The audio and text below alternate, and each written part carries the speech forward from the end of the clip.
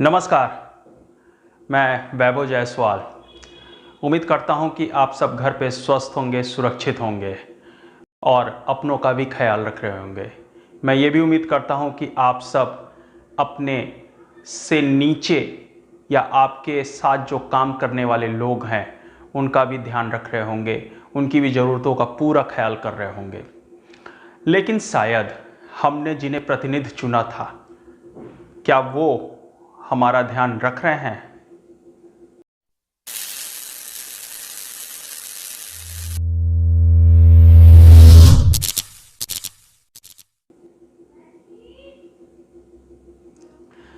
एक बार फिर आप सबका स्वागत करता हूं। और क्या हमने जिन्हें प्रतिनिधि चुना था वो हम सबका ध्यान रख रहे हैं? हमें तो नहीं लगता, क्योंकि आज इस वक्त जब हमें हमारे प्रतिनिधियों की बहुत ज़्यादा ज़रूरत है तो वो हमें कहीं दिख नहीं रहे। चाहे वो हमारे विधायक हों, हमारे मोहल्ले के पार्षद हों, सांसद हों, आखिर ये लोग कहाँ हैं?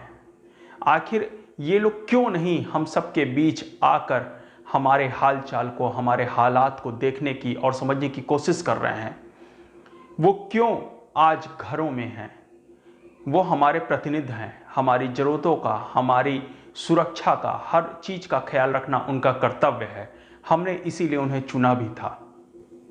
हमारी सरकार या हमारे प्रधानमंत्री जो कुछ भी कर रहे हैं, अच्छा कर रहे हैं, बुरा कर रहे हैं, क्योंकि इस परिस्थिति का शायद किसी को अंदाज़ा नहीं रहा होगा, लेकिन इस वक्त हमारी सरकारें या हमारे प्रतिनिधि या हमारे प्रधानमंत्री जी कम से कम ये भी तो कह सकते हैं कि जो भी हमारे विधायक और सांसद हैं, कम से कम वो अपने क्षेत्रों में निकलें और देखें जो भी राहत का कार्य चल रहा है वो सुचारू रूप से हम तक पहुंच रहा है या नहीं पहुंच रहा है।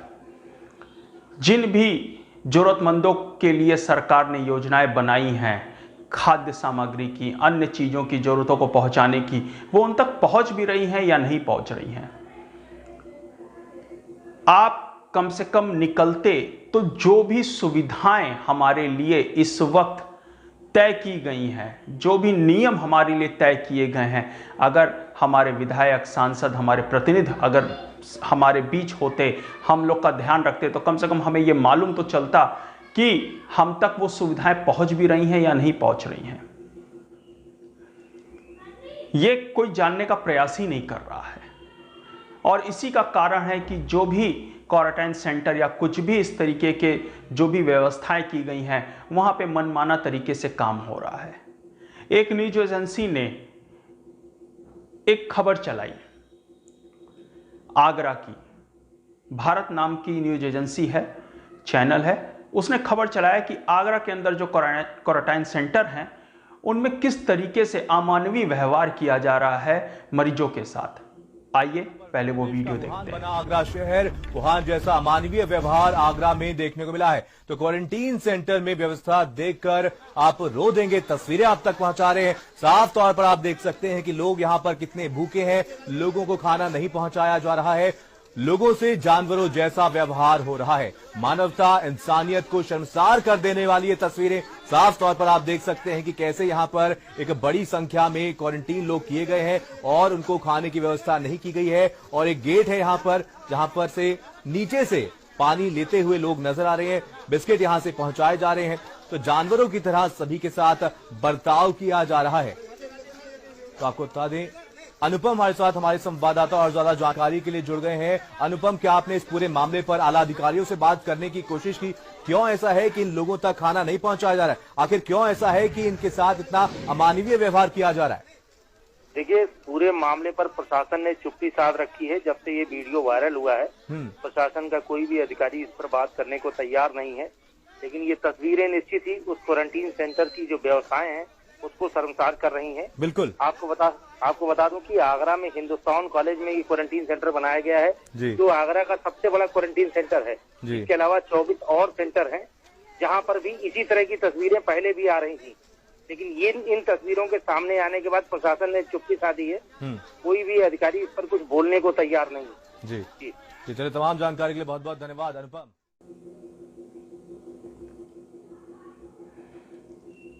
आपने देखा कि किस तरह से आगरा के अंदर, जो कि उत्तर प्रदेश का सबसे बड़ा हॉटस्पॉट बना हुआ है और बहुत ही ज़्यादा मरीज वहाँ पे हैं, क्वारंटाइन किए गए लोग हैं, और वहाँ पे क्वारंटाइन सेंटर के अंदर किस तरीके से गेट के बाहर खाने की सामग्री एक जानवर को जैसे हम ना दें अपने घर में, उससे भी बदतर हालत में फेंक कर दी जा रही है।